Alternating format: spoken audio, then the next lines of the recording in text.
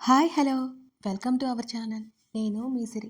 ఈరోజు మనం చెప్పుకోబోయే కథ ఇష్టమైన సకుడా పార్ట్ 194. కథలోకి వెళ్ళే ముందు లైక్ చేసి కామెంట్ చేయడం మరవకండి. నిన్నే వలచితునోయ్ మనసారా. 16 ఏళ్లకి ధరణికి నూనె గుమ్మిసాలతో ఎప్పుడూ లేని విధంగా సరికొత్తగా కనబడుతున్న గగన్ రూపం మధ్యలో ముద్రించుకుపోయింది. అక్కడ 2 రోజులున్నా సరే గగన్ కంటా పర్లేదు. ఆమె వచ్చిన సంగతి తెలిసినా అతను కనీసం మాట్లాడడానికి కూడా రాలేదని ఉక్రోషం, కోపం అన్నీ ఉన్నాయి ఆమెలో. రేపిక స్టేట్స్కి వెళ్ళిపోతాడనగా ఓ రోజు అతనికి ఎదురుపడింది ధరణి ఒంటరిగా. అతను మెట్లు దిగడానికి వస్తుంటే ధరణి మెట్లు ఎక్కి పైకి వెళుతూ అతనికి ఎదురుపడింది. చివరి మెట్టు మీద ఉన్న ఆమె అతన్ని చూసి ఆగిపోయింది. అతను అడ్డు తప్పుకోలేదు. అతనంటే కోపం, అలక, పట్టించుకోలేదనే బాధ. అతన్ని దాటుకొని తలదించి వెళ్ళడానికి సిద్ధమవ్వగానే ఆమెకి అడ్డొచ్చాడు అతను. ఉక్రోషంగా చూసింది అతన్ని. అతని కళ్ళు ఎగరేయడంతో కంగారు అనిపించింది. వెళ్ళాలి ఆమె చిన్నగా చెప్పింది. అతడేం మాట్లాడలేదు, అడ్డు తప్పుకోలేదు. అతనికి కాసేపు ఆగమని ఆమెని ఏడిపించాలనిపించింది. అది ఎందుకో అతనికి కూడా తెలియదు. అతను ఒక అడుగు వెనక్కి వేయగానే ఒక అడుగు ధరణి మెట్లు పూర్తిగా ఎక్కేసింది. మళ్ళీ అతను అడ్డుకున్నాడు. ఏడుపు మొహం వేసి చూసింది అతని వైపు. అతని నెట్టేసి పోవాలన్న కంగారు. అతను మరో అడుగు వెనక్కి వేయగానే మరో అడుగు ముందుకు వేసింది ఈ ధరణి. ఈసారి పూర్తిగా మెట్ల మీద నుంచి పైకి వచ్చేయడంతో పక్కన ప్లేస్ ఉంది. అటువైపు నుంచి పారిపోవాలనుకోవడం కూడా అతను అడ్డొచ్చాడు. ఒకసారిగా అతని ఛాతీకి ఢీ కొట్టి అబ్బా అని నుదురు మీద చేయి పెట్టుకుని తల ఎత్తి చూసింది. ఆమె చేయి పట్టుకుని ఇలారా అనడంతో భయంగా అడ్డంగా తల ఊపింది ఆమె. ఏం? కళ్ళు చిన్నవి చేసి చూశాడు అతను. నేను వెళ్ళాలి అంటుంటేనే ఆమె చేతిని వదిలి ముంజెత్తును పట్టుకుని టక్కున దగ్గరికి లాక్కున్నాడు అతను. వెళ్ళి అతని ఛాతీకి అతుక్కుంది. అతనికి అవేమంత పెద్ద విషయాలు కాకపోయినా కానీ ఆమెకు కాదు. అతని చేయి నడుము చుట్టూ చేరగా ఒళ్ళు జల్లుమంది. ఆమెను చూసి చాలా రోజులవుతుంటే నవ యవ్వనపు ఛాయలు ఆమె ముఖంలో స్పష్టంగా కనిపిస్తుంటే ముద్దుగా ఉన్న ఆమెని ఎందుకో పదే పదే చూడాలనిపిస్తోంది అతనికి. మాట్లాడుతుంటే వెళ్ళిపోతావేంటి, పొగరా? పట్టుకున్నాననే ఉద్దేశంలో ఉన్నాడతను. అతని దృష్టిలో ఆమె ఇంకా చిన్నపిల్లే. అందుకే ఆమె తాకినా సరే అతనికి ఏమీ అనిపించలేదు. కానీ అప్పుడే ఓ వయసుకు వచ్చిన ధరణికి మాత్రం తెలియని ఫీలింగ్ చుట్టుముడుతోంది అతని వెచ్చని స్పర్శకి. ఎందుకో ఆమెకు కూడా ఆ విషయం తెలియట్లేదు. అత్తా, అమ్మా, మేడ మీద ఉన్నారు, పిలుస్తున్నారు అని ముద్దుగా చెప్పింది. ఆమె బుగ్గలాగి ఆమె చేత చిన్నగా అరిపించి వదిలాడు. ఒక్క క్షణమైనా ఆగకుండా రివ్వున పరిగెత్తింది. ఆమె భయాన్ని ఎంజాయ్ చేస్తూ కీస్ తిప్పుకుంటూ కిందకెళ్ళిపోయాడు అతను. ఆ విషయం అక్కడితో మర్చిపోయాడు అతను. అతని ఆలోచనలు, అతని కలలు అన్నీ అతని చదువు కోసం, అతని భవిష్యత్తు కోసం ఉన్నాయి. ఆ తర్వాత మళ్ళీ ఇద్దరు కలుసుకునేసరికి 3 ఏళ్ళు పట్టింది. ఆ సమయంలో గగన్ లైఫ్లో ఎన్నో జరిగాయి. ఎన్ని జరిగినా అతను బ్యాలెన్స్ కోల్పోకుండానే అతనే అదుపు చేసుకున్నాడు. మధ్యలో ఇండియా తిరిగి వచ్చాడు. అతను నెల రోజులుండి మళ్ళీ వెళ్ళిపోవాలనుకున్నాడు. తల్లితో మాట్లాడుతుండగా వాళ్ళందరూ ఏదో ఒకటి ఊరికి వెళ్ళినట్టు మాలవిక చెప్తుంటే వింటున్నాడు. అక్కడ ఫొటోస్ అన్నీ చూపిస్తోంది మాలవిక. పూర్తిగా యవనంలోకి అడుగుపెట్టిన ధరణి అతని కనులకు కనిపించింది. కాగిత పువ్వుల చెట్టు కింద ఉండి ఆమె ఆ చెట్టుని ఊపినప్పుడు ఆమె మీద పడుతున్న ఆ చెట్టులో దాగి ఉన్న వర్షపు చినుకులతో పాటు పువ్వుల తాకిడికి మైమర్చిపోతున్న వీడియో అది. ఆమె పెదవుల మీద మనోహరమైన చిరునవ్వు మెదులుతోంది. పొడవాటి ఆమె జడ తల వెనక్కి వాల్చడంతో మరింత కిందకు వచ్చింది. మరింత నాజుగ్గా తయారైంది. ఈ వీడియో భలే వచ్చింది కదా, మీ అత్త తీసింది అంటూ మాలవిక చెప్పిన మాటలు అతను వినలేదు. తల పైకి పెట్టి కళ్ళు మూసుకుని ఆ పువ్వులను, ఆ నీటి బిందువుల స్పర్శను ఆస్వాదిస్తున్న ధరణినే చూస్తున్నాడు. ఆ చెట్టును ఊపడం ఆపేసి ఎదురు చూస్తూ. అమ్మా, నన్ను ఫోటోలు తీయొద్దని నీకు ఇన్నిసార్లు చెప్పాలి. తల్లి మీద అరుస్తూ దగ్గరికొచ్చింది ధరణి. కోప్పడ్డం కూడా రాని ఆమె ముఖం కవలికలు చూసి అతని పెదవుల మీద చిరునవ్వు వచ్చింది. మాలవిక ఇంకా ఫోటోలు చూపిస్తోంది. ఎందుకో తెలియదు, అతన్ని ఆమె వైపు లాగుతున్నట్టుగా అనిపిస్తుంది. ఎప్పుడు ఎక్కడికి రమ్మన్నా ఇంట్రెస్ట్ లేని అతను వైజాగ్ అనగానే తల్లితో పాటు బయలుదేరాడు. తండ్రి రాగానే ఇద్దరూ వెళ్ళారు. వాళ్ళిద్దరూ వెళ్ళగానే రేవతి సపర్యలు మొదలుపెట్టింది. అదిగాక ఆమె ప్రియమైన అల్లుడు ఆ స్టేట్స్ నుంచి వచ్చాడు. అప్పుడే అల్లుడు మర్యాదలు మొదలుపెట్టేసింది రేవతి. రేవతి, ధరణెక్కడ? మాలవిక అడిగింది. కాలేజీకెళ్ళింది వదినా. మీరు వస్తున్నట్టు తనకి తెలియదు అంటూ మాట్లాడుతూనే పక్కన కూర్చుంది రేవతి. నిజానికి ధరణిని చూడ్డానికి వచ్చాడతను. తల్లి, అత్త మాట్లాడుకుంటే బయటికి వచ్చాడు. గార్డెన్లోకి వెళ్ళి అలా ఫోన్ మాట్లాడుకుంటూ కారు వచ్చింది ఇంట్లోకి. కారులో నుంచి ధరణి దిగింది. బుక్స్ బ్యాగ్ వేసుకుని మోసుకుంటూ చదివి చదివి అసలే అలసిపోయి వేలాడి తీసుకుంటూ నడుస్తోంది. అతని కాల్ పూర్తి చేసి లోపలికి నడిచాడు. సోహో వెనక నిలబడి మాల్విక మడి చుట్టూ చేతులు వేసి మాట్లాడుతోంది. ఆమె మాటలు గలగల గోదారిలా ఉన్నాయి. చాలా రోజుల తర్వాత వింటున్నాడు అతను. చూడ్డానికి సన్నగా, ఎత్తు తక్కువగా ఉంది. అప్పటికే బయటకు చదువుతోంది. ఫ్రెష్ ఎయిర్ అపో, తల్లి ధరణి లంచ్ బ్యాగ్ ఓపెన్ చేస్తూ చెప్పింది. అంది. లంచ్ తినలేదేంటే నువ్వు? అసలే రోజు రోజుకి ఊపిరి లేకుండా తయారవుతున్నా. ఇంకా చిన్నపిల్లవి అనుకుంటున్నావా? రేవతి తిడుతోంది ధరణిని. అమ్మా, నేను తిన్నాను. ఫ్రెండ్స్తో క్యాంటీన్లో సమోసాలు తిన్నాను. ఇంకేం ఆకలిస్తుంది చెప్పు అని అబద్ధం చెప్పి తుర్రున మెట్ల మీదకి పారిపోయింది ధరణి. గగన్ వచ్చి తల్లి పక్కన కూర్చున్నాడు. ధరణి కోసం చూస్తున్నాడు చిత్రంగా. అతని నేచర్కి ఒక్క క్షణం కూడా ఆగకుండా ఆమెతో మాట్లాడి ఆమెకి ఏదో చెప్పాలనిపిస్తుంది, కానీ ఆమె వయసును దృష్టిలో పెట్టుకుని అతను ఆగిపోతున్నాడు. కాసేపటికి ధరణి ఫ్రెష్ అయ్యి నైట్ డ్రెస్లోకి వచ్చింది.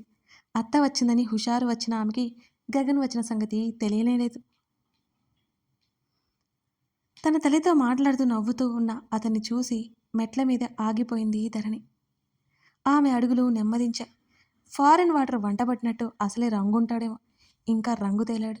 జుట్టు ఎప్పట్లా చిక్కగా అతని నుదురు మీద నాట్యం చేస్తుంది. గడ్డం లైట్గా పెరిగి ఇంకా అందంగా ఉంది. నెమ్మదిగా ఆమె నడుస్తుంటే ఆమె అడుగుల శబ్దం విని అతను తల తిప్పాడు. కళ్ళు దించుకుని పెళ్లి నడకలు వేయడం మొదలుపెట్టింది అతన్ని చూడగానే. అతని రూపం తన కళ్ళలో నింపేసుకుంది. చిన్నప్పటి నుంచి అతనంటే ఎందుకంత ఇష్టమో తెలియదు, ఎందుకంత ప్రేమో ఇప్పటికీ అర్థం కాదు. ఇప్పుడు తెలియని ఫీలింగ్ కలుగుతోంది. అతన్ని పదే పదే చూడాలనిపిస్తోంది, మాట్లాడాలనిపిస్తోంది. కానీ తనంటే అతనికి ఇష్టం లేదని తనకు తానే అనుకుంటోంది. ఆ విషయం తెలుసుకోగానే ధరణి ముఖం మాడిపోయింది. తన అత్త పక్కన కూర్చుంది. తల్లి పక్కన కూర్చుంటే అతనికి ఎదురుగా ఉంటుంది. తలెత్తి చూడక తప్పదు. అతని చూపులు తను ఎదుర్కోలేదు. అందుకే, ధరణి, రోజు రోజుకి ఇలా అయిపోతున్నావేంటే? మాలవిక అడుగుతుంటే, బాగానే ఉన్నానత్త. ఎక్కడ బాగున్నావు? అసలు తినట్లేదా? ఎగ్జామ్స్ నెక్స్ట్ మంత్, హడావిడిగా ఉన్నాను అని అన్నది ధరణి. తిండి తిప్పులు మానేసి చదువుతుంది. ఇదిగో ట్యూషన్కి కూడా వెళ్ళాలి. రేవతి నిట్టూర్చింది. ఇవాళ వెళ్ళను, ధరణి చెప్పింది. ఆమెకు బాగా అలసటగా ఉంది. నిద్ర కూడా వస్తుంది. మాలవిక చాటు నుంచి అతని దొంగ చూపులు చూస్తుంది ధరణి. కనీసం పలకరించలేదు కూడా అతను. పలకరించాలన్న తనకి భయమే. భయమా లేక ఇంకేమైనా? అతను చూడగానే తక్కున తలదించుకునేది. అది అతను గమనించకపోలేదు. తన మీద ఇంట్రెస్ట్ ఉందని అతనికి అర్థమైపోయింది. నైట్ మాట్లాడాలని డిసైడ్ అయ్యాడు. కానీ ఆమె ఇంకా చిన్నపిల్ల అనే ఆలోచన వస్తుంది అతనికి. తన మనసులో ఉన్నది చెప్పకపోయినా క్యాజువల్గా మాట్లాడాలనుకున్నాడు. ఆమె నుంచి బయట పెట్టించాలనుకున్నాడు. అందరూ భోజనం చేసిన తర్వాత కాసేపు కూడా కూర్చోలేకపోయింది ధరణి. అలసటగా తలంతా నొప్పిగా అయిపోయి వాళ్ళకి చెప్పి గదిలోకి వెళ్ళి పడుకుంది. ఎప్పుడో తెల్లవారుజామున లేచి ఆమెకు కాలేజీకి వెళ్ళి ఎక్కువసేపు చదువుకోవడం, ఆలస్యంగా ఇంటికి రావడం మర్చిపోవడంతో బాగా నిద్ర పట్టేస్తుంది. తన మామయ్య వచ్చే వరకు ఉండి మాట్లాడి తల్లితో పాటు మెట్లకి పైకి నడిచాడు. మాలవిక గుడ్ నైట్ చెప్పి గదిలోకి వెళ్ళిపోయింది. అతని అడుగులు ధరణి గది వైపు పడ్డాయి. తలుపు లోపల నుంచి లాక్ చేసుకోలేదు. దర్జాగా లోపలికి అడుగుపెట్టాడు. బెడ్ లైట్ వెలుతురులో ధరణి గాఢ నిద్రలో ఉంది. అప్పటికే 25 దగ్గర పడుతున్న అతనిలో ఏవేవో భావనలు వెళ్ళి వెతుతున్నాయి. ఆమెను చూస్తుంటే ఆమెను నిద్ర లేపడానికి డిసైడ్ అయిపోయాడు. పిచ్చి ఆలోచనలు వస్తుంటే కరెక్ట్ కాదని అతను ఊరుకున్నాడు. కానీ కొన్ని ఫీలింగ్స్ అతను అదుపు చేసుకోవడం చాలా కష్టం అనిపించింది అతనికి. ముందుకు వంగి ఆమె నుదుటి మీద ముద్దు పెట్టుకున్నాడు. ఆమె మొహం వెచ్చగా తగిలింది. నెమ్మదిగా ఆమె చెక్కిళ్ళ మీద ముద్దు పెట్టుకున్నాడు అతను. లేలేత పెదవులు కాస్త విచ్చుకుని అతనికి స్వాగతం పలుకుతుంటే ఒక్కసారిగా మతి పోయినట్టే అనిపించింది అతనికి. విపరీతంగా అతని గుండె కొట్టుకోసాగింది. గబుక్కున వెనక్కి సర్దుకొని తల విదిలించాడు. భయపడుతుందని ఆగిపోయాడు. చిందరవందరైన ఆమె డ్రెస్సు సరిచేశాడు. తను ఇన్నిసార్లు ముట్టుకున్నా కనీసం మెలకువ కూడా రాలేదు. ఎంతగా అలసిపోయిందో అనుకున్నాడు అతను. రేపు క్లాస్ తీసుకోవాలని డిసైడ్ అయిపోయాడు. నిజంగానే ఆమె చెంపలు కాస్త లోపలికి పోయినట్టు అనిపించాయి. అసలు నచ్చలేదు అతనికి అలా ఆమె ముఖం. ముద్దమందరలా ఉంటేనే బాగుంటుంది అని అతను అనుకున్నాడు. ఆమె చెక్కిళ్ళు తడిమి ఆమె కాళ్ళ దగ్గర ప్లేస్ ఉంటే అక్కడ కూర్చున్నాడు. ఆమె పాదాలకి అతని చూపులు మళ్ళాయి. నిన్నే వలచితునోయి వలపేమో బహుశా. ఇది సబ్ టైటిల్ అండి. రేపు క్లాస్ తీసుకోవాలని డిసైడ్ అయిపోయాడు గగన్. నిజంగానే ఆమె చెంపలు కాస్త లోపలికి పోయినట్టు అనిపించాయి. అసలు నచ్చలేదు అతను కల ఆమె ముఖం. ముద్దమందరలా ఉంటేనే బాగుంటుంది. ఆమె చెక్కిళ్ళు తడిమి ఆమె మోకాల దగ్గర ప్లేస్ ఉంటే అక్కడ కూర్చున్నాడు. ఆమె పాదాల మీదకు మళ్ళాయి అతని చూపులు. చిట్టి చిట్టి పాదాలకు సన్నటి అందియలు మరింత అందాన్ని పెంచాయి. అప్రయత్నంగా ఆమె పాదాన్ని ఒడిలోకి తీసుకున్నాడు. వెచ్చగా తగిలింది అతనికి. అతని చేతికి ఎందుకో అతనికి అనుమానం వచ్చింది. అరికాల్లో అరిచేయి ఉంచి చెక్ చేశాడు. మరింత వెచ్చగా తాకింది. వెంటనే లేచి ఆమెను సమీపించి నుదురు, మెడ, చెంపలు అలా తడిమి చూడగా శరీరం కాలిపోతోంది. ఫీవర్ కారణంగా ఇలా మత్తుగా పడుకుందని అతనికి అర్థం అవడానికి ఎక్కువ సమయం పట్టలేదు. ధరణి ఆదుర్తో కూడిన స్వరంతో ఆమె చెంపలు తడుతుంటే ఆమె మేల్కొనలేదు. వెంటనే రేవతికి చెప్పడానికి అతను గదిలో నుంచి బయటకొచ్చాడు. అందులోని ఒక సందేహం అతన్ని ఆపివేసింది. ధరణికి జ్వరం వచ్చిన సంగతి అతనికి ఎలా తెలిసింది అని అడిగితే అతను ఏం చెప్పాలి? ఆ ప్రశ్న అతన్ని ఆపలేకపోయింది. గబగబా కిందకెళ్ళిపోయాడు అతను. అప్పుడే నిద్ర పట్టిస్తున్న రేవతి తలుపు కొట్టిన శబ్దంతో లేచి తలుపు తెరిచింది. 11 గంటలవుతుంది అప్పటికే. ఆ టైంలో గగన్ ఎందుకు వచ్చాడో అర్థం కాక ఏమైంది కన్నా అని సందేహంగా అడిగింది రేవతి. ధరణికి ఫీవర్ వచ్చిందత్తా. గగన్ వెంటనే చెప్పేశాడు. ఒక క్షణం రేవతికి కాళ్ళు చేతులు ఆడలేదు. కూతురంటే అంత ప్రాణం ఆవిడికి. అవునా, వస్తున్నా అంటూ భర్తను లేపడానికి లోపలికి వెళ్ళిపోయింది. రేవతి అతనికి అడగలేదు అతనికి ఎలా తెలిసింది అని. అడిగినా చెప్పేవాడేమో. చూడ్డానికి వెళ్ళాను అని. ప్రతాప్ని లేపి హడావుడిగా పైకి తీసుకొచ్చింది. గగన్ కూడా వారి వెంట నడిచాడు. మాలవికని డిస్టర్బ్ చేయలేదు అతను. అత్యవసరమైతే మాత్రం పిలవాలి అనుకున్నాడు. టెంపరేచర్ చెక్ చేసిన ప్రతాప్కి హై ఫీవర్ ఉందని అర్థం అవడంతో రేవతి వెట్లా తీసుకురా అంటూ పురమాయించాడు. రేవతి వెంటనే ధరణి బట్టల దగ్గరికి వెళ్ళి హ్యాండ్కి తీసుకొచ్చి దాన్ని తడుపుకొని కూతురు నుదుటి మీద పెట్టింది. గగన్ చూస్తున్నాడు అలా. రేవతి ప్రతాప్ ఎంతగానో కంగారు పడ్డం అతనికి కనబడుతోంది. వాటర్ అంటూ చూడగా ధరణి అక్కడ వాటర్ పెట్టుకున్నట్టు కనిపించింది. తెస్తాను అని రేవతి గబగబా కిందకెళ్ళిపోయింది. గగన్ ఇలారా మావయ్య పిలవడంతో మంచం దగ్గరికి నడిచాడు గగన్. లేచి కూర్చోబెట్టి అని గగన్కి చెప్పి మెడికల్ బాక్స్ ఓపెన్ చేశాడు ప్రతాప్. వెంటనే ఆమె భుజాలు పట్టుకుని లేవదీసి తన భుజానికి ఆమె వీపుని ఆనించుకుని ఆమె మెడ చుట్టూ చెయ్యి వేసి పట్టుకున్నాడు గగన్. నిప్పులు కొలిమిలా ఉంది ఆమె శరీరం. అప్పటి వరకు మామూలుగా ఉన్న అతనిలో కొత్త కంగారు వచ్చి చేరింది. ఎట్టకేలకు కూతురిని నిద్రలో నుంచి లేవదీసి టాబ్లెట్ వేశాడు ప్రతాప్. పదే పదే వెట్లాత్ పెడుతోంది రేవతి. అలాగే ధరణిని తన మీద వాల్చుకున్నాడు గగన్. ఆమె మాత్రం ఒకసారి కళ్ళు ఎత్తి తల్లివైపు ఒకసారి చూసి మళ్ళీ కళ్ళు మూసుకుంది. తనని ముట్టుకున్నది ఎవరో, పట్టుకున్నది ఎవరో తను ఆలోచించే పరిస్థితిలో లేదు. ధరణి టెంపరేచర్ కంట్రోల్ అవ్వడానికి గంట పైనే పట్టింది. ప్రతాప్ పడుకోబెట్టమన్నా ఎందుకో అతనికి ధరణిని వదలబుద్ధి కాలేదు. పర్లేదా మావయ్య అని అడిగాడు. పర్లేదు, టెంపరేచర్ కంట్రోల్ అవుతుంది అనడంతో నెమ్మదిగా బెడ్ మీదకి వాల్చాడు. మరింత నెమ్మదిగా కళ్ళెత్తి చూసింది అతన్ని. మసకగా ఆమె కళ్ళకు అతని రూపం కనపడుతుంది. అంతలోనే నిద్రలోకి జారుకుంది ధరణి. అక్కడ అతనేం ఎక్కువసేపు ఉండలేదు. గదిలోకి వెళ్ళిపోయాడు.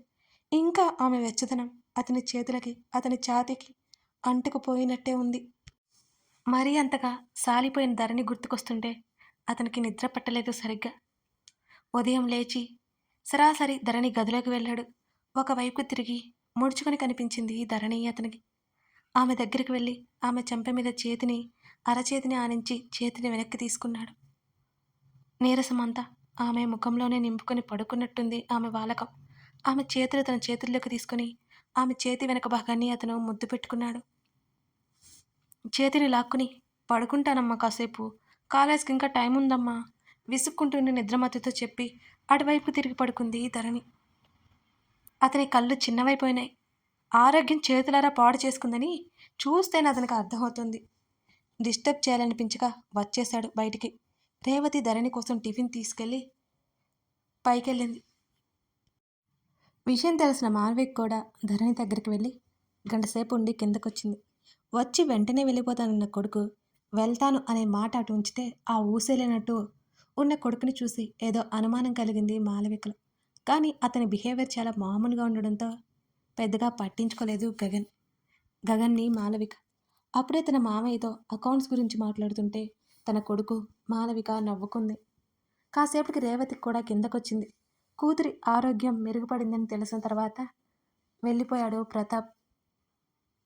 మరో అరగంట కూర్చుని విసుగు వచ్చేసి ధరణి కోసం పైకి నడిచాడు గగన్. మరిప్పుడు గగన్ ధరణి దగ్గరికి వెళ్ళిపోతున్నాడనమాట. అయితే ఆమెకి ఏ క్లాస్ ఇస్తాడో చూద్దాం. కథ నచ్చితే లైక్ చేసి కామెంట్ చేయడం మరవకండి.